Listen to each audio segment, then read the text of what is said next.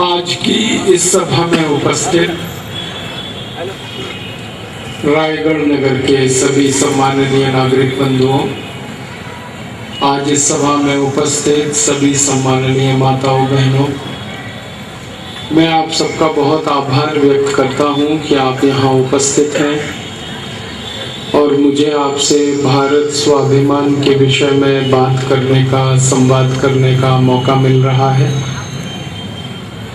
मैं सबसे पहले हमारे पतंजलि योग समिति और भारत स्वाभिमान के रायगढ़ जिले के सभी पदाधिकारियों का, सभी योग शिक्षकों का बहुत आभार व्यक्त करता हूं कि उन्होंने यह व्यवस्था बनाई और मुझे आपके सामने प्रस्तुत होने का मौका मिला।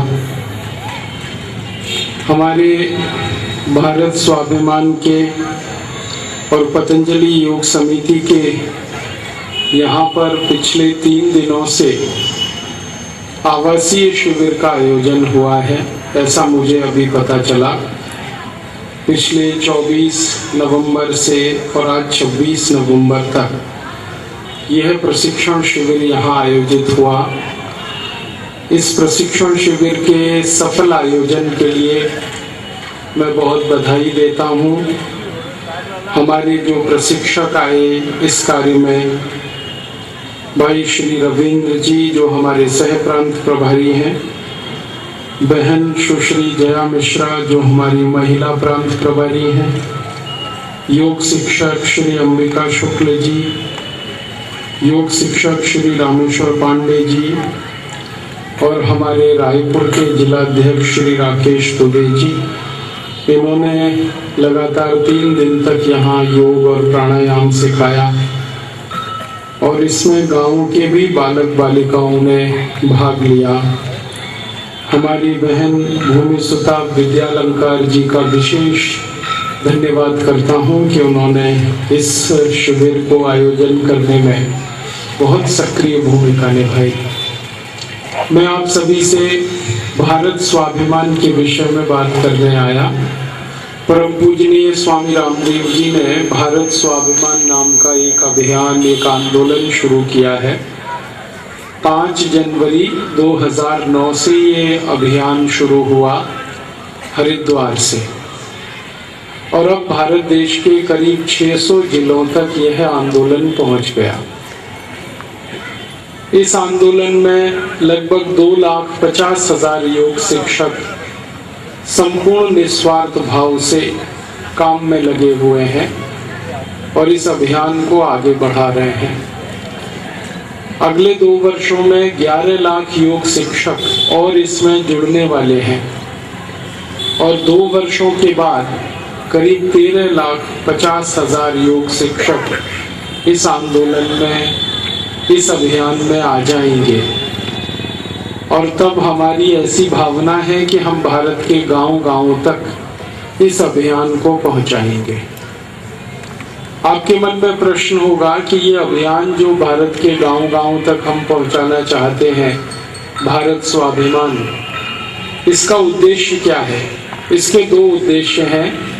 पहला उद्देश्य है भारत देश के सभी नागरिकों को स्वस्थ बनाना, निरोग बनाना और दूसरा उद्देश्य है भारत की जो गंभीर व्यवस्थागत समस्याएं हैं उनका समाधान करना।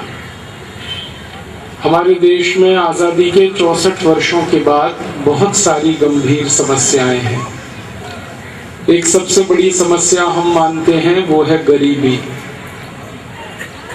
दूसरी बड़ी समस्या है बेरोजगारी, तीसरी बड़ी समस्या है हमारे देश में बढ़ती हुई महंगाई, चौथी बहुत बड़ी समस्या है भ्रष्टाचार, रिश्वतखोरी और एक बड़ी समस्या है हमारे देश में बढ़ता हुआ आतंकवाद, नक्सलवाद। एक और बड़ी समस्या है भारत के लोगों पर होने वाला अन्याय और अत्याचार।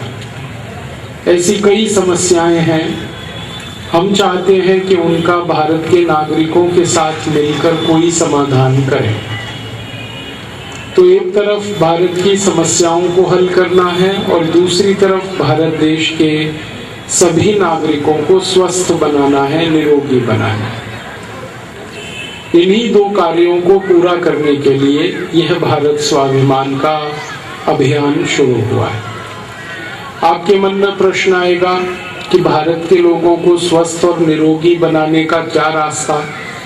इसके लिए हम हर भारतवासी को योग, प्राणायाम और आयुर्वेद, इन 3 माध्यमों से स्वस्थ बनाने की कोशिश कर रहे हैं।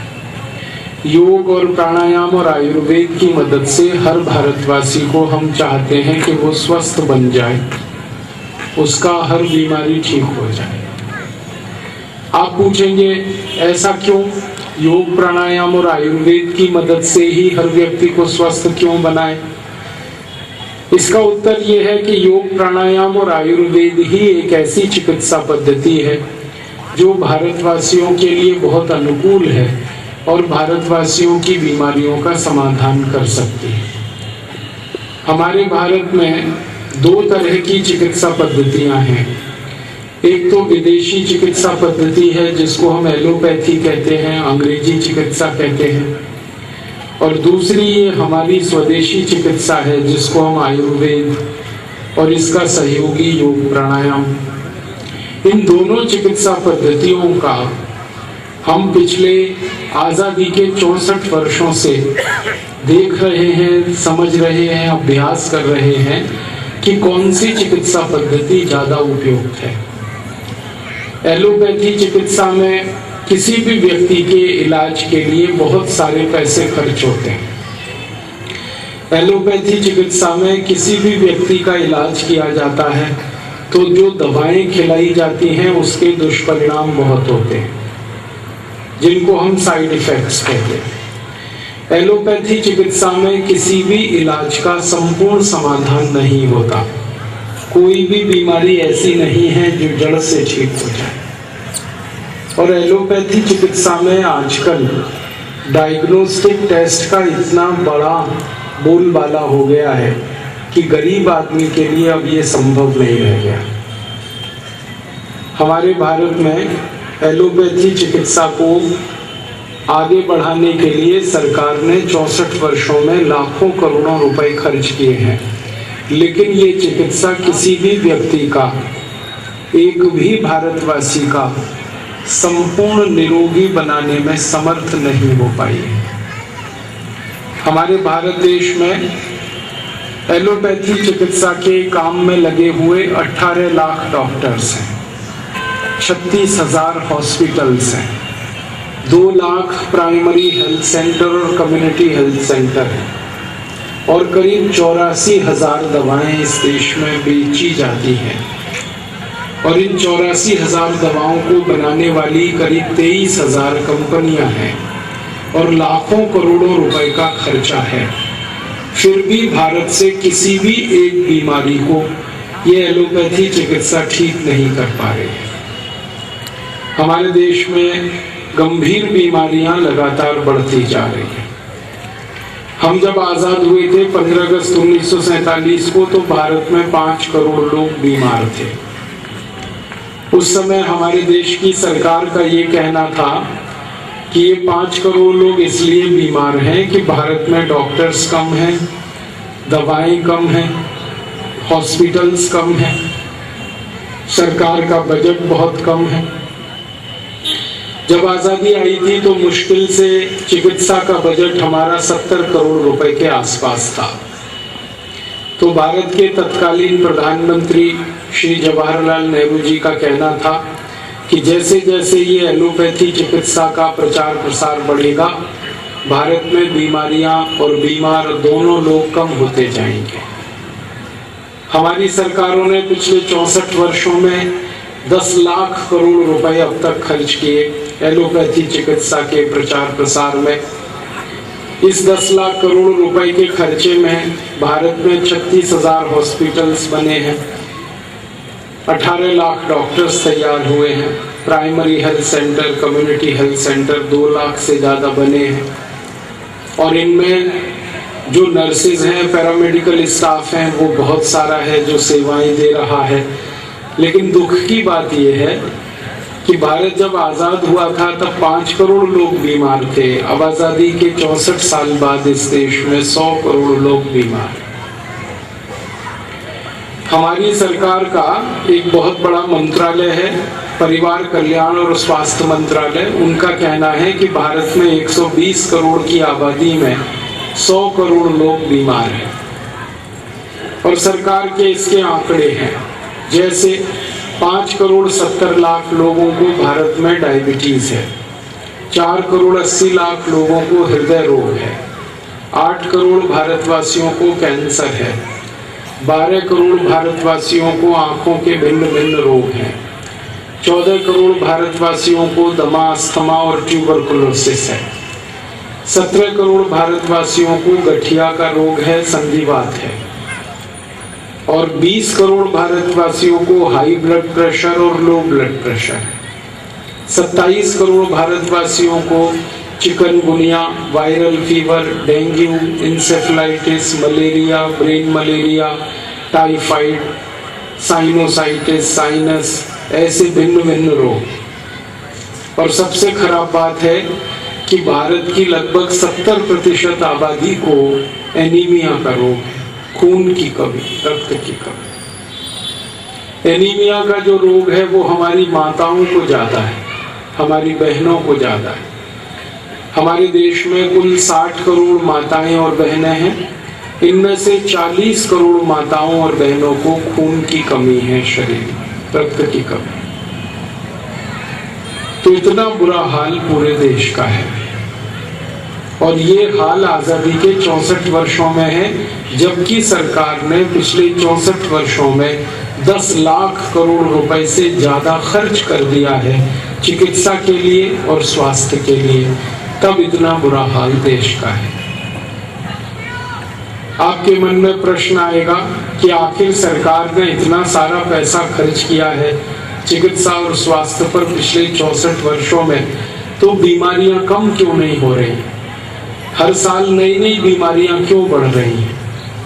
तो इसका उत्तर है कि हमारे देश की सरकार ने ये जो पैसा खर्च किया 10 लाख करोड़, ये सारा का सारा पैसा एलोपैथी और विदेशी चिकित्सा पद्धति पर खर्च किया। और एलोपैथी चिकित्सा में सबसे ज्यादा सरकार ने दवाओं का उत्पादन बढ़ाया इस देश में। आजादी मिलने के समय में इस देश में 70 दवाएं बनती थी, अब 84,000 दवाएं बन रही हैं। Aspirin, Disprin, Novalgin, analgin, paracetamol, streptomycin, Terramycin, Baralgan, butazone, oxyphen, butazone, clioquinol, ranitidine, diclofenac, ऐसी 84,000 दवाएं बन रही हैं। पहले सिर्फ 70 दवाएं बनती थी, अब 84,000 बन रही हैं।